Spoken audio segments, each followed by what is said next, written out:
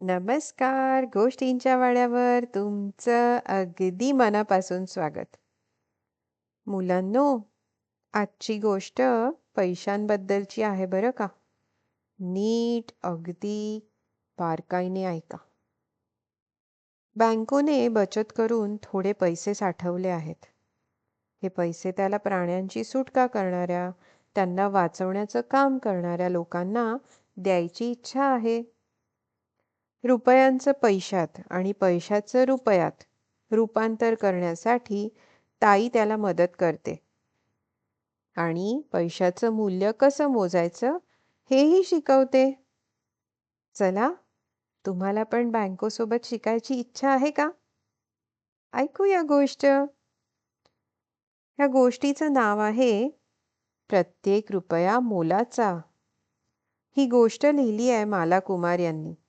चित्र काढली आहे तन्वी भट यांनी. गोष्ट प्रकाशित केली आहे प्रथम बुक्स आणि स्टोरी विवर कम्युनिटी यांनी. मराठी अनुवाद केलाय आतिश कुलकर्णी यांनी. चला मग ऐकूया गोष्ट.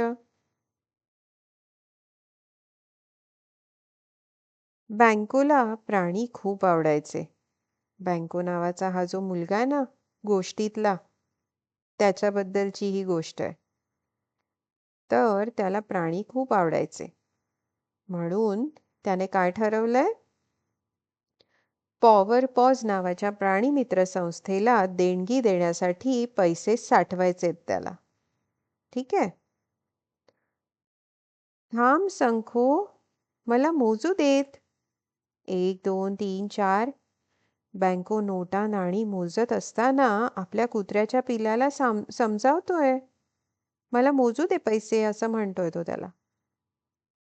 अरे बँको, 10 रुपयांची एक नोट आणि 1 रुपयाचं एक नाणं मिळून 2 रुपये नाही होत बाळा, त्याची ताई त्याला समजावतीये. नोटेचं किंवा नाण्याचं मूल्य बघायचं असतं. ते किती आहे हे बघायला हवं, ताईने त्याला समजावलं. चल, आधी आपण त्यांचे वेगवेगळे ढीग करूया.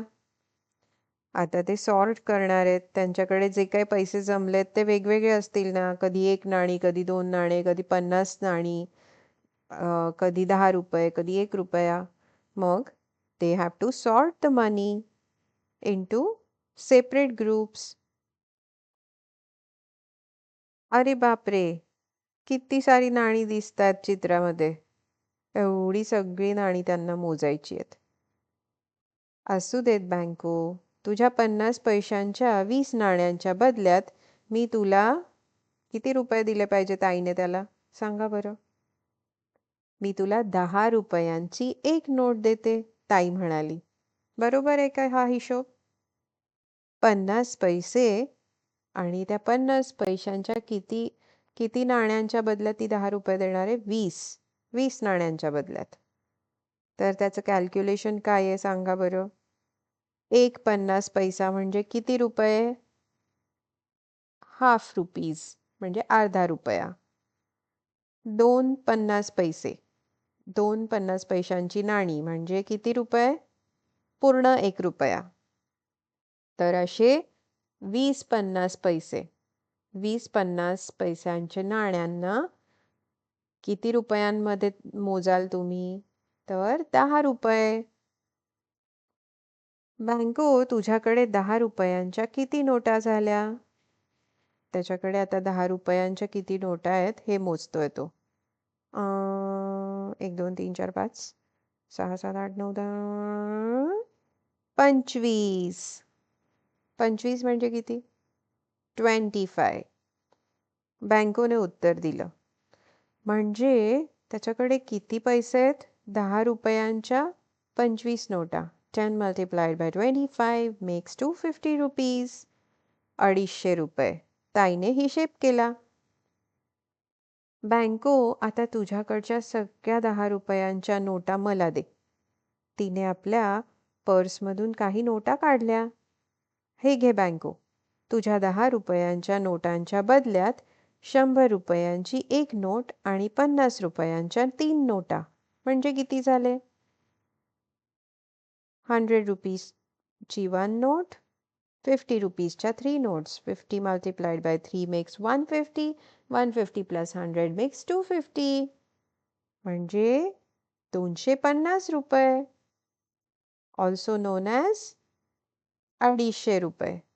बँकोने सांगितलं. ताई म्हणाली, शाब्बास, बरोबर.